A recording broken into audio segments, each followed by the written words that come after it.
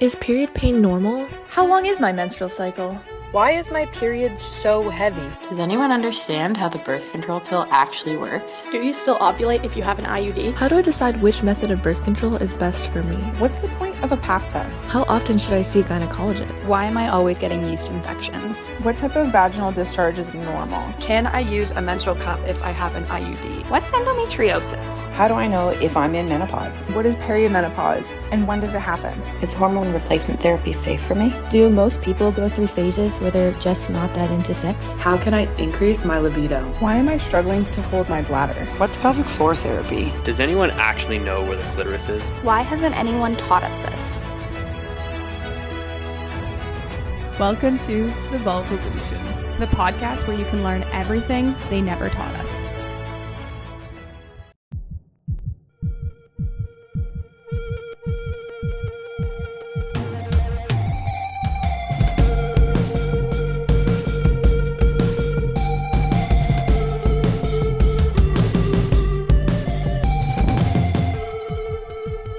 Welcome to the introduction, the first episode of the Vulvalution podcast. Let's go. Thank you for being here. Thank you for listening or watching wherever you are listening/watching right now. Thank you for being here. Yeah, I hope you can see, if you're listening or watching on YouTube, you can see our studio. I hope you like it because we worked really hard on it. And if you're listening, I hope you're loving this audio quality because we also worked really hard on that. Yeah. And we want to thank the WHRI, so the Women's Health Research Institute. Yeah. And everyone else who's been supporting the podcast, friends, family. We wouldn't be here today without you. Yay. So what the heck are we doing here? Oh my God. So we've been talking about this project since September, since we started our master's in the women's and children's health program at UBC. Yeah, we had our first class and we came back and we were just like, oh my God, I learned so much. And we talked to a roommate and she was like, oh, I also did not know any of that. Yeah, and like everyone else in our life, we'd come back from class and be like, today we learned about endometriosis, or today we learned about the placenta, which is actually an organ of the baby, not the mom. Who knew? Yeah, all these this year. Yeah, all these things, and we were like, we need to get this information out to the people. And we're so privileged to have access to researchers and clinicians because we're doing our master's in women's health right now. And we were like, I guess we're the people to do it, and we love to gab. Yeah, so we just always yap. So we're yapping no matter what. We might as well put it to good use, is what we're thinking. And a year later, here we are. And hopefully it's gonna be entertaining and funny a little bit. Yeah. Well, we should tell you a bit about, what's the podcast what about? Is the podcast? Yeah. How is it going to be different from other podcasts in women's health? Yeah. So what's the podcast? Essentially, we want to give you fact-based information and research. So like what the latest information is saying, or just general information that you might have forgotten from health class or never been taught properly. But we want to give it to you in a very fun and engaging format. We don't want it to be like something you could just look up on the internet or read a research article on. We want you to basically sit down, throw your headphones in, or throw your laptop on and just absorb while being entertained all the information you should know. Because we're not experts in any of the subjects that we're going to talk about, we are going to interview researchers and clinicians that have been working on these topics for so long, and they are experts in it. So that's going to be really interesting to have them over and ask the questions. Ask also your question, because on our Instagram, we'll have a link in the bio where you can ask questions that you have about the podcast episode that we're going to film. So hopefully we can answer all of your questions, and then we're also going to use this to answer our questions too, and learn so much about different topics of women's health that we've never been taught. Yeah, and with submitting your questions, there are no stupid questions, so we really want to know what you want to know. We don't just want this to be the me and Mathilde show. Yeah. The Sabrina and Mathilde show. We want it to be relevant for you, and so you feel like you're actually getting the answers you want to know. So please fill out the what women want to know or what people want to know form, and we will use as many of them as we can in the actual episodes and get fact-based answers from experts who know the answer. Yeah. And we want to do a quick maybe clarification about research. So there's no specific answer that's going to fit everyone, every woman. Yeah, I think like one example is like, what contraception should I be on? There's no answer that's like one expert can be like, this one for everyone. Yeah, but we're going to give you the most up-to-date research, what people know about all of these questions, and also give you like the information so that you can figure out what's best for you. What questions should you be asking your family doctor or your nurse practitioner, whoever you're seeing? What things should you be thinking about when making those kinds of decisions? That's just one example, but I think it's important to note that in research we often like hope there's going to be one right answer, and a lot of the case that would be ideal, but that'd be great. We could just say go on like everyone should get an IUD or something, or everyone should be taking all these drugs. It's not real. We're all different, and we're going to learn that by interviewing researchers and clinicians, but I think it's important to still know a little bit more about our bodies that we don't really know. Absolutely. And there's so many things to learn, and then we can make better decisions on for our own health. I think that's like an underlying goal of the podcast, is to empower you with the information so that you can make your own health decisions and feel like good about them, and they're not just taking only like one person's advice, but that you've asked the right questions and you can leave your appointments or like live your life knowing that you're confident in your health decisions. Yeah. And the episodes are going to be around 45 minutes. If we have a lot to say, maybe a little closer to an hour, but we'll try to make them very concise and clear so that you can just listen to it on your way to work or just when you're doing some task at home or things like that. So it's not too heavy and just fun to listen to. Yeah, and we're aiming for about one episode a month. We are master's students at the moment, and our lives are a little bit busy. So we're aiming for once a month. If things get rolling and things get easier, we might up that depending on our flexibility, but you can trust that we'll have one at least a month. Yeah. And we already have some ideas for the first ones. So. Yeah, we've already got some interviews lined up, like 4 interviews, guys. We're like really organized right now. Yeah, it's going to be exciting. Yeah. And so like just a bit of what you can expect is that we're going to start very general, basic anatomy, basic hormones, basic menstrual cycle. We want everyone to be back on the same page or on the same page maybe for the first time. Yeah. About all the basic information so that then we can go into more complex ideas like endometriosis or like PCOS or pregnancy, all these like future topics, or menopause, a big one. That it's important to know basic anatomy and basic like hormones in order to understand. So that's where we're going to start. It might be a little bit boring, but like it really won't be because we're going to be entertaining. And I'm so excited for the one about history of women's in research. Yes. That's going to be very, very interesting. We're interviewing someone that has a background in anthropology, so it's going to be less science, like more health science, but more social. So that'll be really good. We've got some really good things in the pipeline, so stay tuned, come back, don't just listen to this and then forget about us. And then one of the questions that we're going to ask our interviewee is why they decided to go into more women's health research. And maybe we should tell you a little bit more about ourselves and like why we decided to go into that program at UBC. Yeah.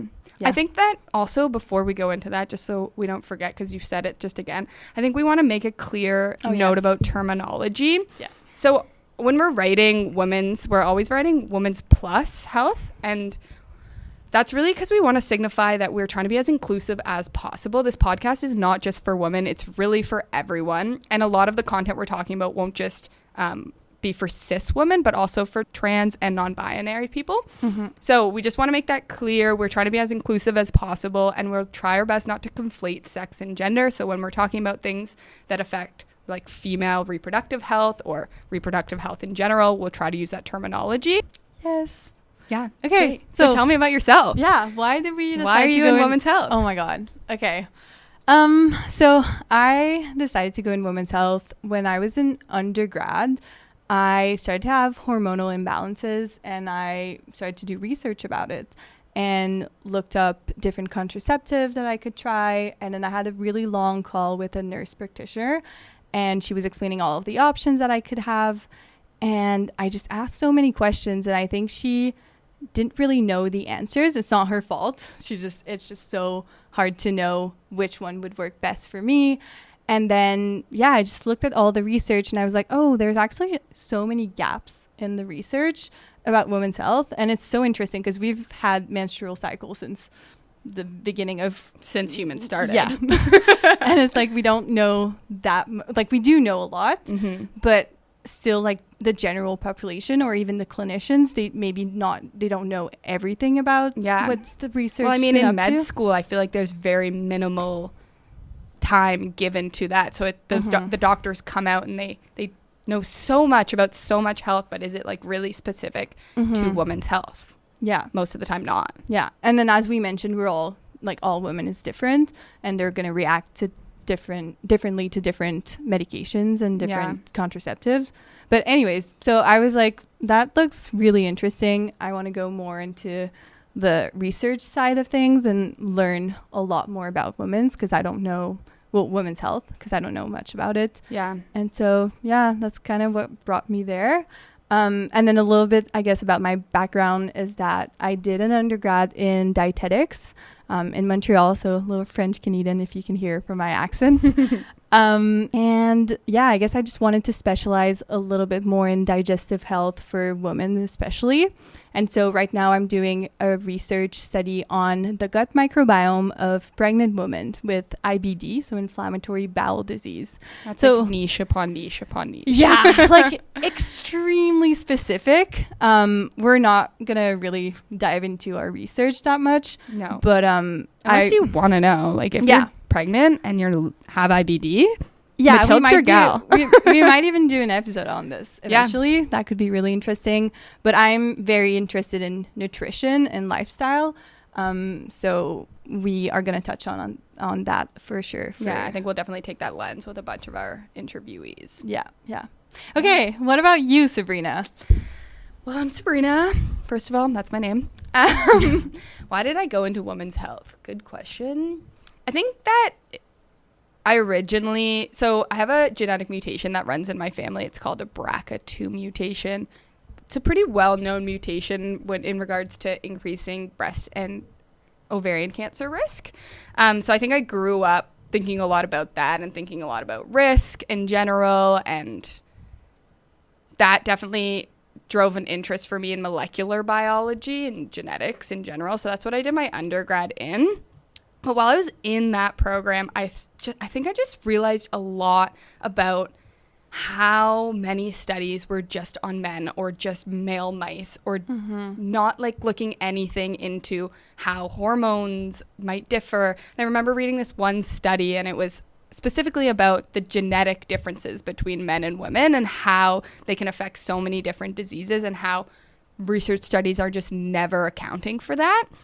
And nowadays they are trying to more. So like, that's not to say that's never happening, but I think I just realized I wanted to be part of that change and being in a field that like focuses on sex differences and what that means for health impacts. Cause we're not just small men. We are very different. Oh my God. And I think that like for so long, the research just treated us like small men and that like all of the medications would work the exact same. And we're like living the consequences of that. So yeah. And if you have symptoms, it's just because your menstrual cycle probably, or you have to You're get crazy. used to pain. Yeah. Oh my God. Yeah. Yeah. Or like, I'll just gaslight you until you believe that, like you're all good. Yeah. Anyway, so I think I just realized all that and I was like, I want to be part of research. And then that's what brought me here. And I am actually specializing in the use of different preventative interventions. So like surgeries or medication for reducing breast and ovarian cancer risk for people with BRCA mutations or a higher risk of getting breast and ovarian cancer. So very niche, very specific. Again, we probably won't go too much into anything related to me, although we do want to do a whole episode on gynecologic cancers in general, bring lots of information to you about that and what you can think about in terms of prevention. Like, when do you need to get screened for breast cancer? That's such a big question. Actually, that breast people cancer have. is not a gynecologic cancer. Oh, get sorry burned. about that. Oh my God. Okay, well, we can talk about Commonly nutrition. confused. Yeah, I know nothing about nutrition. But okay, so breast cancer is not one of them. But no, there's 5. Okay. Cervical. I regret starting this because now I'm like, well, I'm going to be ovarian, endometrial or like uterine, cervical, You already said it. Cervical. Wait. So there's 5, guys. There's 5? Cervical, Guys, I know. cervical, and cervical. Okay? That's how you learn with us. This is why we have experts coming in. Because even though I should be an expert in this, I'm not to be trusted. Yeah. And I think it's also line. so stressful to be filmed in the studio. Yeah. Like, I'm sure you know. I was put on the spot, guys. Yeah. Come back to me next week. I will know the different gynecologic answers. Yeah. No problem. We'll have an expert here, so you never have to trust us. But we're going to talk about this as well. Yeah, and like we'll do stuff like that and be stupid, and you will be entertained. And then you'll just laugh at us while learning, and then it'll be all like passive sponge learning information while giggling. Yeah. We want it to be fun. I actually did that on purpose. It's going to be fun. Oh, yeah. Okay. I just wanted you guys to have an example of like how much fun you're going to have listening to the podcast. Yeah. Okay, well, I think that's everything for the first episode. So, yeah. Perfect. We've nailed it. No, we probably didn't. You're probably hating us, but it's just the first one. So yeah, it's going to get better. Be nice. It's going to get better. Feedback welcome as long as it's kind. Yeah, exactly. Yeah. Well, thank you so much for listening. Thank you. We can't wait to see you in the next episode. Yeah. The next episode, do we want to say what it is or? No, it's a surprise. Okay. Follow us on all of our social and you're going to see it. So Instagram, TikTok, YouTube at the Vulvalution Pod. Yep. You can listen to all of our teasers. Yeah. Okay. Thank you so much for coming. Yeah. Thank you. Hope you have a nice rest of your day or evening or morning. Okay. Bye.